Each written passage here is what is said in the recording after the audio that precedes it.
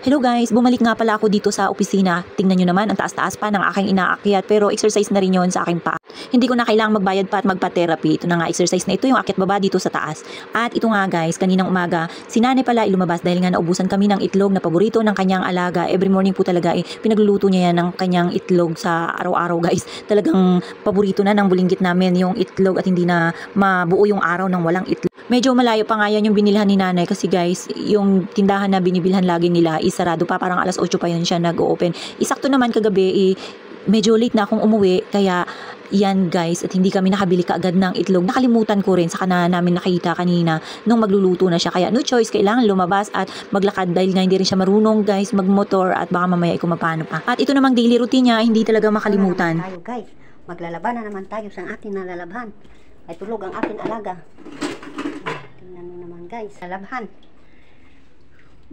Ganyan lang ang ginagawa ni nanay pagka natutulog yung alaga niya at wala siyang magawa at ako naman saktong hindi na umuwi. Bumili na rin po ako dito sa opisina. Sakto nga guys, may nagdi-deliver po kasi ng pagkain dyan. Yung tipo mag-order ka lang at yan. Ito nga ang yayam namin. Parang naboboring siya guys kasi nga, di ba nasira yung aming internet. Nagkaroon nga daw po ng network interruption kaya yun medyo matagal-tagal na naayos. At itong yayam namin, parang talagang nakakawa siya guys pagka ganitong walang internet. Ayan siya, inaaliw-aliw lang ni nanay kasi yung pinaload namin sa Signal hindi rin pumasok. Ganun pala yung pagka medyo matagal na hindi napapaloadan. Sobrang sipag niya nga yan dyan kasi kung anong nakikita niya sa amin, siya rin ginagawa niya. O, tingnan nyo guys, talagang enjoy na enjoy siya sa pagpupunas ng salamin. At itong si nanay, talagang with matching video-video pa sa kanyang alaga guys.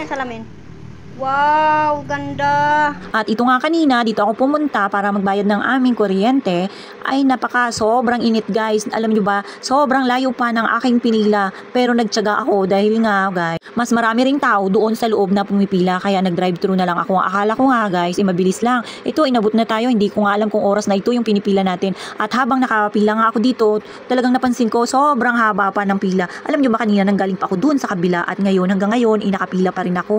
Ang init guys, feeling ko nga magko-collapse ako at parang gusto ko nang maligo sa yelo guys. Napaka talaga naman. Gusto ko nang maligo na parang kagaya dito guys. Abay, talaga naman. Nakakapag-isip ako sa sobrang haba ng pila. Nakaka-imagine ako guys na naliligo ako dito sa dagat. Nakakamiss talagang maligo. Lalo na yung medyo mahaba-habang araw na magbabakasyon ka nakasama ang pamilya mo. Talaga naman, nakakamiss guys.